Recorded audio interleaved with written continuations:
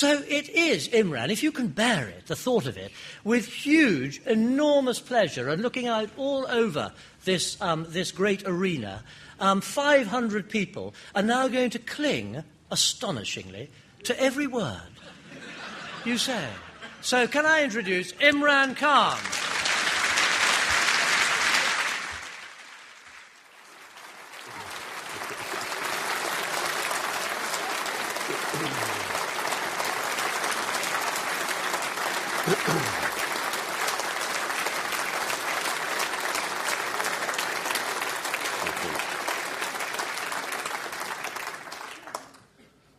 Thank you, Johnny. Johnny mentioned that I'm under a lot of pressure because of various speakers who delivered lectures before me. But Johnny should know that I learned to play under pressure because he was my captain.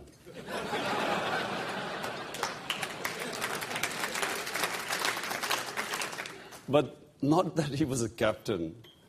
He is the most eccentric cricketer I have ever known.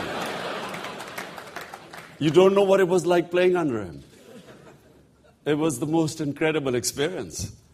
But I have to say that I learned something very important while playing under him. His captaincy was always trying to challenge the team.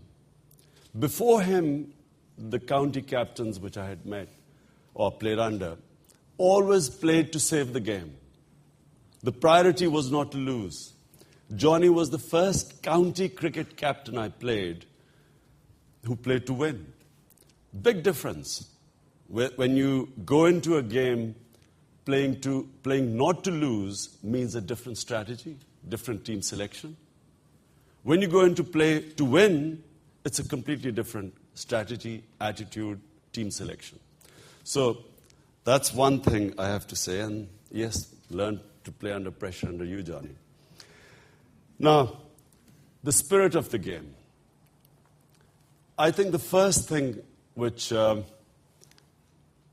I will differ with Johnny is about how, in order to keep up the spirit of the game, what is the most essential feature in it? In my opinion, it is fairness. You must win the match fairly. So when I was playing, I was the first captain who started talking about neutral umpires. And I remember getting a lot of flack for it. People would, there would be a lot of criticism that this is not with the spirit of the game. This is against cricket tradition.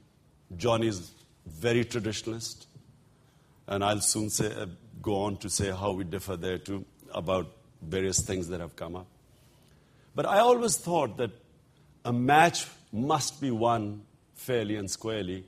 And in order to do so, you must have umpires which both teams have faith in. So we used to have this situation in Pakistan. Foreign teams coming in. We would win the matches. But the credit would not go to the team, it would go to the umpires. And we would come to England, and we would think that marginal decisions were going against us. So we would complain about the umpiring, and we would be told, English umpires make mistakes, but Pakistani umpires cheat. So that's where the idea of neutral umpires started. I thought, well, there's only one way to play the game in a fairer way. But this was a long struggle because it wasn't easy. There was a great amount of resistance to neutral umpires. And the spirit of the game suffered when I was playing. I saw incredible instances. I mean, you don't see those things anymore on the cricket field. I remember once where the West Indies were playing New Zealand. This is early 81. 81 or 80 or something like that. And I remember 6 foot 8 inches Colin Croft running into bowl. By this time, the West Indies had lost complete trust in the New Zealand umpires. And I remember he ran into bowl, and rather than, we were watching on television, rather than watching him deliver the ball, we suddenly saw the umpire flying 10 yards away. He'd hit the umpire. And then, of course, there was this famous picture of him kicking a stump out.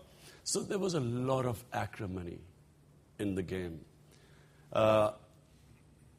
It was bad most of the time, but when Pakistan played India, it deteriorated to depths you cannot imagine.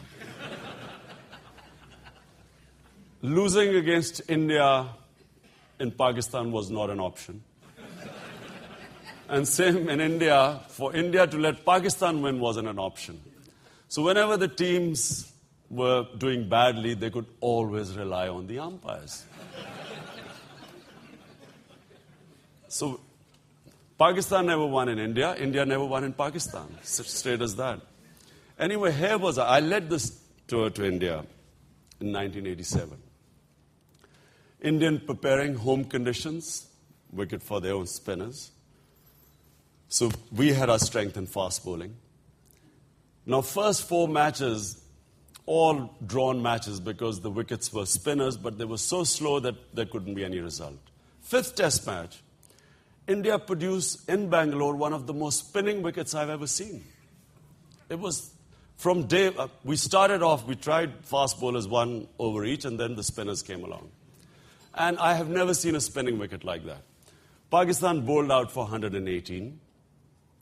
India bowled out for 140. Despite home umpires. Pakistan then give India set a total. All the team fights right down to the end, and we set India a total about 220, something like that. Now, India are losing wickets regularly as they are chasing this total. And we have a pack of fielders round the bat. Every over, there are a minimum of 3 appeals. And we reach a point where between us and the first ever series win in India is one man, Sunil Gavaskar. He's now playing this incredible innings, and our fielders think they've got him out at least 3 times by then. But anyway, the trust between our team and the Indian umpires had completely broken down. So now imagine this scenario. Here's this match. I'm now imagining in my mind the next day headlines, Pakistan team win the first ever test series in India. I'm already picturing the glory.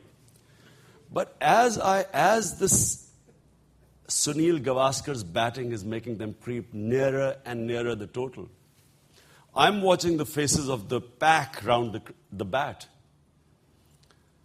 And they just made loud appeals, and the appeals went on and on. Then they would rush about 2 yards towards the umpire and then stop, appealing. Then they would go about 5 yards. When they started crossing the halfway wicket, I changed my position. Now I'm standing at mid-wicket, so I start moving in towards shortish mid-on. I had seized, now I'm no longer thinking. As they are now rushing towards the umpire, led by none other than Javed Miandad. And I can tell you, I still remember the expression on his face when he was charging towards the umpire, led by the pack. I would imagine, that's what a suicide bomber must look like before he explodes himself. When they reached 3/4, there was only 3-4 yards left between them and the umpire. I then had to make a rush in between and stop these fielders from attacking the umpire. Now my mind now had changed. From now envisaging the next day's headline of first ever series win, my mind now, I seriously started thinking, Indian umpire murdered on a cricket field. In the first ever act of cross-border terrorism.